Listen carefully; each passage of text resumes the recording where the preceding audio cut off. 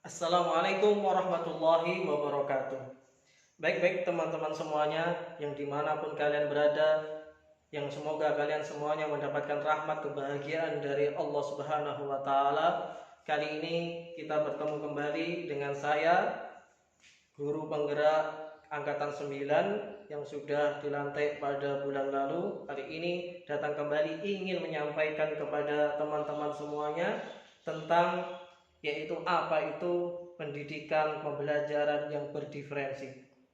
Baik teman-teman semua yang dirahmati Allah, kami di sini ataupun saya di sini terkhusus sebagai guru agama Islam punya pandangan yang khusus terhadap pendidikan berdiferensi ini.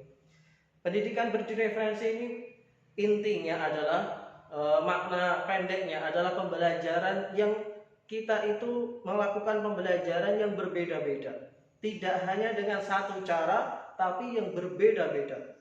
Jadi di dalam agama Islam, terutama dalam jurusan yang saya ambil ataupun mapel yang saya ambil guru PAI adalah sebagaimana kata Rasulullah mengatakan kullu mauludin yuladu ala fitrah, bahwa setiap manusia, setiap anak itu dilahirkan oleh Allah mempunyai ciri khas masing-masing, mempunyai keistimewaan masing-masing, mempunyai ciri yang berbeda-beda.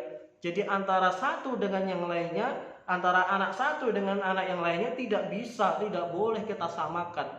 Baik kita samakan mungkin dari makannya, karena setiap anak itu makannya mempunyai selera yang berbeda-beda. Setiap kita memang benar, setiap kita itu mungkin ada yang suka sate, tapi tidak setiap anak mempunyai selera yang sama suka sate. Kemudian ada yang suka buah-buahan, tidak semua anak juga suka buah-buahan. Jadi kalau kita pengen mencari vitamin dari buah-buahan, bisa kita cari mungkin minum permen, makan permen yang ada vitaminnya buah-buahan, atau minuman yang ada vitaminnya buah-buahan. Kan sekarang banyak sekali ini semuanya. Jadi tidak semuanya bisa kita ambil vitamin dari buah-buahan yang sebagaimana mungkin makan buah-buahan itu bagus, karena setiap anak itu mempunyai seleranya masing-masing. Jadi kita harus mengkondisikan dengan apa yang anak itu mau dari kita. Benar, kita ingin memberikan mereka vitamin, tapi bagaimana vitamin yang akan didapat oleh anak ini caranya berbeda-beda, dengan buah atau dengan minuman atau dengan permen tadi. Baik teman-teman yang dirahmati Allah, ya semoga kalian semuanya mendapatkan kesuksesan kebahagiaan dari Allah Subhanahu wa Ta'ala. Jadi itulah pembelajaran berdiferensiasi. Jadi dari kita itu, dari anak-anak kita itu ada yang mempunyai mata pelajaran sendiri-sendiri, kesukaan pelajaran sendiri-sendiri, materi pelajaran yang sendiri-sendiri. Mereka mempunyai, ada yang suka matematika, ada yang suka, kalau mungkin dari bab saya, bab agama adalah mungkin dia pengen belajar Asmaul Husna dulu, ada yang pengen belajar sholat dulu, ada yang pengen belajar cara dulu. Jadi berbeda-beda. Jadi kita harus menyesuaikan dengan kemampuan anak itu sendiri. Kemudian dari kita, materi pelajaran yang kedua adalah metode. Setiap dari anak-anak itu mempunyai metode yang berbeda-beda. Ada yang suka dikasih ceramah, ada yang suka dia suruh nulis, ada yang suka anak-anak kita itu suruh membaca. Jadi metodenya itu berbeda-beda. Jadi teman-teman yang dimanapun kalian berada, teman-teman yang berbahagia, ada juga setelah metode adalah nanti produknya, hasilnya itu juga berbeda-beda. Ada yang bisa produknya itu ketika tadi pembelajaran sholat misal begitu, sholat bener sholat, semuanya pengajarannya sama, tetapi produknya ada yang mungkin gerakannya saja bisa,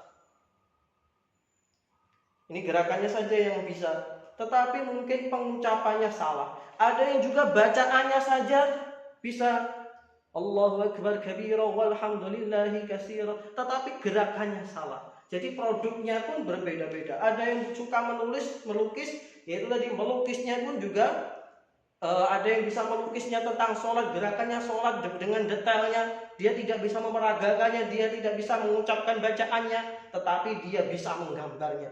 Jadi setiap anak itu mempunyai ciri khas masing-masing. Kata Allah Subhanahu wa taala mengatakan, "Ya ayuhan nas, inna khalaqnakum min dzakari wa unsa wa ja'alnakum syu'uban wa qabaila lita'arafu." Wahai sekalian manusia, aku telah menciptakan kalian itu macam-macam. Jadi kata Allah Subhanahu wa taala pun juga mengatakan begitu, sang pencipta kita, sang pengatur alam semesta ini, sang pembuat kita, sang pembuat Nabi Adam yang pertama kali, bapak kita pertama kali sudah dikatakan oleh Allah, sang pencipta kita pun juga begitu. Kita tuh punya ciri khas masing-masing. Tidak bisa kita mendidik anak itu kita paksakan dengan satu materi saja. Harus bisa. Matematika ini harus bisa, padahal setiap anak kita mungkin tidak bisa matematika, tapi pelajaran agama dia 100. Hanya dengan metode saja tidak bisa. Metode satu saja, ceramah saja tidak bisa. Anak-anak mungkin ada yang lebih paham dengan metode demonstrasi. Kemudian produknya pun juga berbeda-beda. Jadi teman-teman yang dirahmati Allah Subhanahu wa taala, kemudian kalau kita berbicara lagi tentang metode, perlu kita ketahui gaya belajar anak itu berbeda-beda. Gaya belajar anak itu, ciri khasnya belajar anak itu cara memasukkan informasi-informasi pengetahuan berbagai macam anak-anak itu berbeda-beda. Cara mengambil informasinya, cara belajarnya. Ada yang pertama, dia cara belajarnya dengan visual, dengan melihat, dengan membaca. Kalau dia tidak bisa membaca, dia tidak akan paham-paham. Ini biasanya. Oleh karena itu di sekolah kami biasanya ada juga yang dia itu khusus bagi anak-anak yang dia itu bisa belajar lewat dengan visual, ya akhirnya dia dengan membaca. Terutama saya ini juga begitu, dengan membaca. Tanpa membaca, hanya dengan mendengar saja, biasanya sulit sekali untuk menghafalnya atau sulit sekali untuk mempelajarinya. Ada juga dengan dia itu adalah kinestetik, yang mana anak itu punya, dia itu cara belajarnya dengan cara gerak terus. Karena ini juga terdapatkan di daerah kami ini, di kelas kami, di sekolah kami ini. Jadi anak ini kalau tenang malah susah sekali belajarnya. Tetapi kalau dia gerak ke sana, ke sini, kemari, kemudian saya menjelaskan, ternyata malah nyantol, malah masuk di otaknya itu. Dan itu benar-benar terjadi. Jadi dengan cara itu tadi, kinestetik, dengan gerakan, atau mungkin dengan gerakan demonstrasi, perlu dicontohkan anak-anak itu.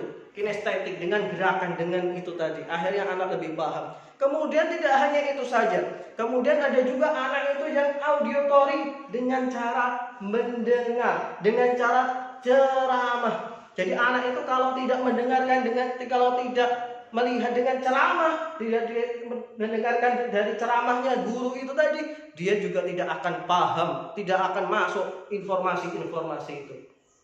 Jadi itu tadi teman-teman semuanya, setiap anak itu punya gaya belajar yang berbeda-beda. Jadi begitu. Oleh karena itu teman-teman semuanya, bisa kita ambil kesimpulan, jikalau kita pengen mengajari anak-anak, kalau bisa bisa mengelompokkan anak tersebut sesuai dengan gaya belajarnya, sesuai dengan materi pelajaran yang ingin kita sampaikan, kemudian sesuai dengan produk yang ingin anak buat, ini lebih bagus. Jadi dulu sempat kami membuat seperti itu, setiap ruangan kita kelompokkan begitu, yang gaya belajarnya itu adalah auditory, jadikan semuanya satu auditory, yang menjadi perbedaan antara satu dengan yang lainnya.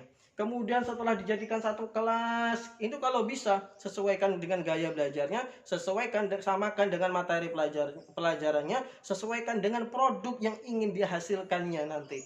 Pengen jadi gambar, atau pengen jadi gerakan sholat tadi, atau yang lainnya sebagainya. Kalau tidak bisa, maka kita sebagai guru, teman-teman semuanya, maka perlu kita harus mengajar dalam satu kelas itu dengan 3 gaya, 3 belajar itu tersebut. Kadang kita ceramah, setelah ceramah kita tambahi lagi dengan video.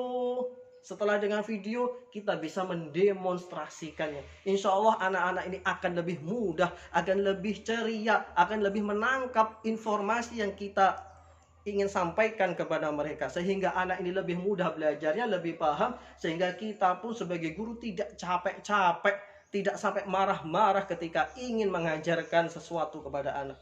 Dan inilah sudah menjadi kajian banyak sekali ilmu dunia tentang masalah ini, yaitu kita harus melakukan pembelajaran yang berbeda-beda yang disesuaikan dengan minat butuh anak tersebut. Teman-teman semuanya, sedikit hal yang bisa kami bagikan praktik baik yang sudah kami lakukan.